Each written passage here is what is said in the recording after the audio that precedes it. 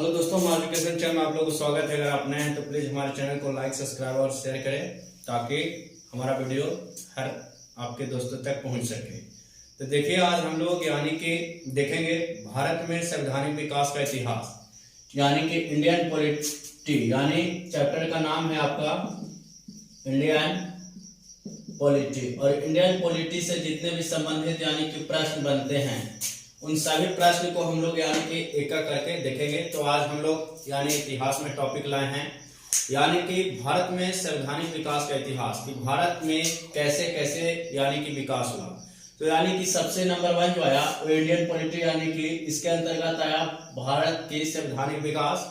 इसमें आया, देखिए नंबर 1 क्वेश्चन है आपके सामने कि रेगुलेटिंग एक्ट 1773, यानी रेगुलेटिंग एक्ट 1773 द्वारा सर्वोच्च न्यायालय की स्थापना कहाँ किया गया था? तो ये आपको कलकत्ता में किया गया था, यानी कि 1774 ईस्वी में।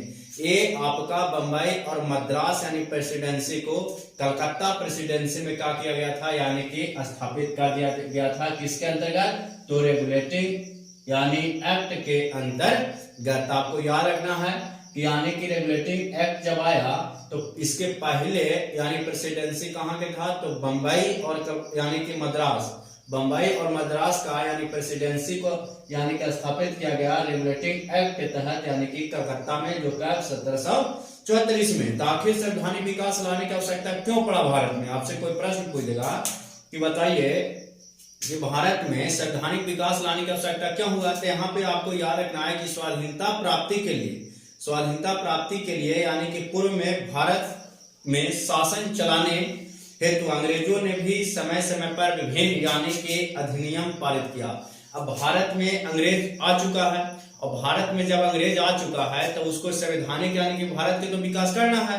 चाहे किसी प्रकार से अगर विकास नहीं करता तो उसकी कंपनी तो चलती नहीं। तो भारत में यानी कि जितने भी अंग्रेजी थे यानी कि अंग्रेज शासक थे, उन्होंने भी यानी कि संवैधानिक विकास किया। तो संवैधानिक विकास किया उस समय समय पर, यानी कि अपने विकास के लिए, यानी कि अपने ज्यादा से ज्यादा बेनिफिट कमाने के लिए कहिए, तो यानी कि भारत में भी कुछ न कुछ यानी कि अधिनियम लाता गया। और अधिनियम लाया, उसमें से नंबर 1 अधिनियम है रेगुलेटिंग एक्ट, जो रेगुलेटिंग एक्ट आपका 1773 में यानी कि स्थापित किया गया था। और इसके अंतर्गत यानी कि बंबई एवं मद्रास प्रेसिडेंसी को कलकत्ता में क्या किया गया, यानी कि 1774 में स्थापित कर दिया गया। यानी पहले था बंबई मद्रास, उसको स्थापित किया कहाँ? कलकत्ता में। कब? तो 1774 इसमें आपको याद रखना है, ये इंपोर्टेंट प्रश्न है। दूसरा कहता है कि जब स्थापित कलकत्ता में हुआ तो वहां के गवर्नर कौन था? यानी कि गवर्नर होना चाहिए ना, यानी कि जब तक आपका गवर्नर नहीं रहेगा तब तक कोई भी यानी कि आपका देश का विकास नहीं होगा, कोई राज्य का विकास नहीं होगा जब तक गवर्नर नहीं रहेगा। क्योंकि उसको देखरेख करने के लिए किसी न किसी व्यक्ति के हाथों में हमें यानी कि किसी न किसी जिम्मेदारियां देना होगा। तो वहां पे जब मद्रास और बंबई यानी प्रेसिडेंसी को कलकत्ता प्रेसिडेंसी में यानी कि जब स्थापित किया गया कलकत्ता में 1774 में, तो वहां के गवर्नर को बनाया गया, यानी वह गवर्नर थे वारेन हेस्टिंग्स। आपको पूछेगा कि गवर्नर कौन था? तो गवर्नर यानी जो थे वो आपका थे गवर्नर यानी कि वारेन हेस्टिंग्स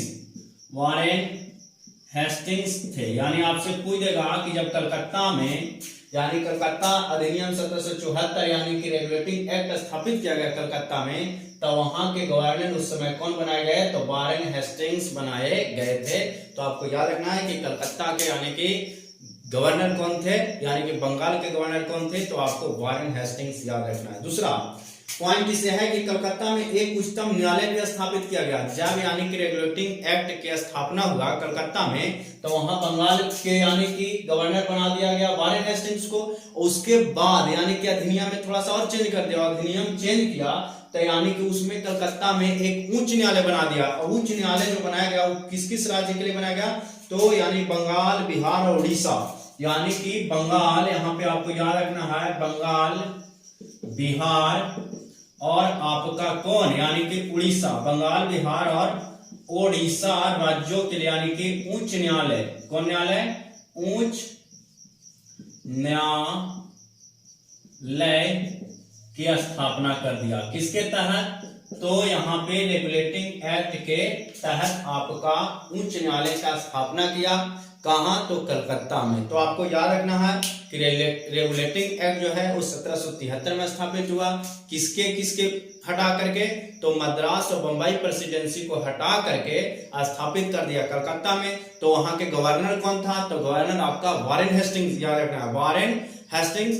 अब उसके बाद और क्या अधिनियम लाया? तो अधिनियम लाया कि यानी कि एक कलकत्ता में यानी बंगाल में उच्च न्यायालय होगा। उच्च न्यायालय कौन कौन राज्य का होगा? तो बिहार, उड़ीसा और बंगाल। मात्र आपको 3 राज्य याद रखना, बिहार, उड़ीसा और बंगाल के यानी कि उच्च न्यायालय स्थापित किया। कहां? कलकत्ता में। तो ये आपको याद रखना है।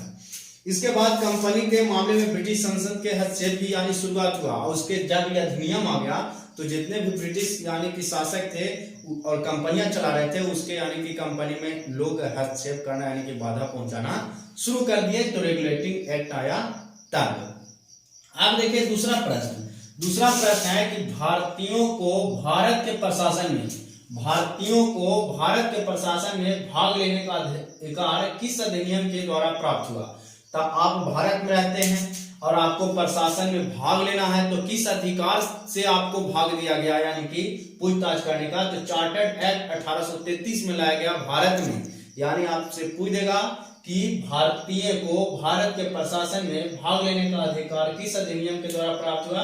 तो चार्टर्ड एक्ट 1833 में लाया। इसके तहत हम लोग प्रशासन के यानी कि अधिकार को जान सकते हैं कि आप किस ढंग से हमें गिरफ्तार कर रहे हैं, काहे आप वारंट है या ना है, ये सब हम लोग यानी अधिकार उनको हस्तक्षेप कर सकते हैं। तो एक सिस्टमेटिक वे में। अब तीसरा प्रश्न है आपके बीच यानी कि भारतीय विधान परिषद को बजट पर बहस करने की शक्ति किस अधिनियम के तहत यानी कि है लोग को प्राप्त? तो भारत परिषद अधिनियम 1892 के तहत यानी कि जो विधान परिषद है वो बजट पर बहस कर सकता है। यानी कि बजट जब यानी फाइनेंस मिनिस्टर के द्वारा पेश किया जाएगा तो वहां पे किसी प्रकार का त्रुटि रहेगा यानी कि त्रुटि रहेगा, गलती रहेगा या सही नहीं रहेगा, तो वहां पे किस प्रकार से यानी कि हस्तक्षेप कर सकता है, किस प्रकार से बहस कर सकता है? तो उसको प्राप्त है भारत अधिनियम 1892 के तहत वो खड़ा होकर के वहां पे अपने सवाल को रख सकता है। तो आपको याद रखना है कि भारतीय विधान परिषद को बजट पर बहस करने का शक्ति किस अधिनियम के तहत प्राप्त है?